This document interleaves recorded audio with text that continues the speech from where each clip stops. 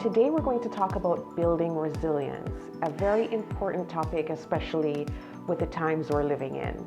So in my book, Holistic Wealth, I talk about various aspects of living a holistically wealthy lifestyle, and bundled in that is building those resilience muscles. So one of the key things in building resilience is really getting outside of our comfort zone, getting outside of that zone where we operate in a very ritualistic way and doing things that stretches us. So right now, most of us are in isolation. We can't do the things that we normally do. So a lot of us are living outside of our comfort zone. But how can we build resilience while we're doing that? Well, one of the key ways of building resilience by getting outside of your comfort zone is doing things that you would never normally do.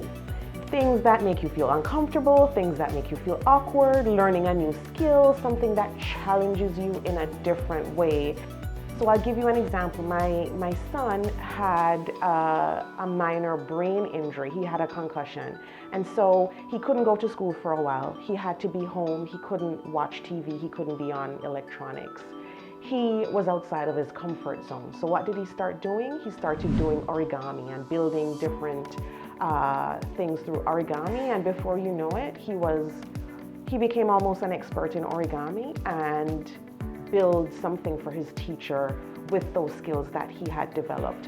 So that's one example of how an adverse situation can allow us to build new skills, become more resilient.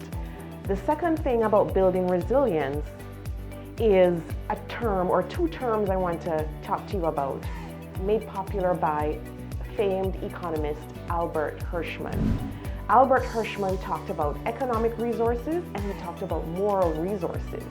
And he really wanted to make a distinction between the two because he felt the two were necessary for overcoming adversity and, of course, for building resilience. So in economic resources, he said, well, these are resources where we think about them in economic terms, money, things like that. And we think that the more we deploy them is the more or the less we have. So the more we spend money, the less we have. And so when we think about things just in pure economic terms, then we're limiting our worldview and we're limiting the skills and the range of skills that we can deploy. But when we think of moral resources, and he really made that term popular, he talks about things like skills, relationships, collaboration, and knowledge. And he basically emphasized that the more we deploy those moral resources is the more of them we get, and the more it makes us resilient, because then we're connecting with people through relationships, we're building up our skills, we're collaborating, and we're increasing our knowledge. So when we combine economic and moral resources, we really get a more broader view of what we're capable to do and to build our resilience through difficult times. Another key concept that I want to talk about has to do with relationships, because I believe that at the core, relationships help us to build our resilience in a way that most other things can't. I've learned about the terms heterogeneous ties and homogeneous ties. And when we think about homogeneous ties, we're thinking about our close relationships. We're thinking about family members, we're thinking about close friends, very close associates. And when we think about heterogeneous ties, we're thinking about loose ties.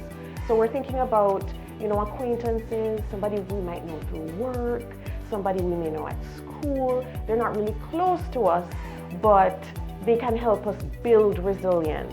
When we talk about using our loose ties or heterogeneous ties, studies show that those are the ties that actually help us to get a job. Those are the ties that actually help us to move up within in an organization, or to get another position, a higher position in another organization. Why? Because our loose ties help us to broaden our social network. They help us to reach other people that or closer ties wouldn't help us to reach. And so in doing that, we're just one chain link away from somebody else that might be able to open us up to a new opportunity, a new skill, a new creative way to think about something. So as we think about innovation, as we think about change, and within our own lives, it's good to also consider not only those homogeneous ties close to us, but those heterogeneous ties that are loose ties that we may know, and reach out to them and broaden and build our network. And that type of action actually builds resilience because it helps us to overcome whatever adversity, whether it's an adversity at work, whether it's in our personal life, whether it's with family, whether it's with some other type of obstacle. Having those homogeneous plus heterogeneous ties and really tapping into them helps us to build resilience.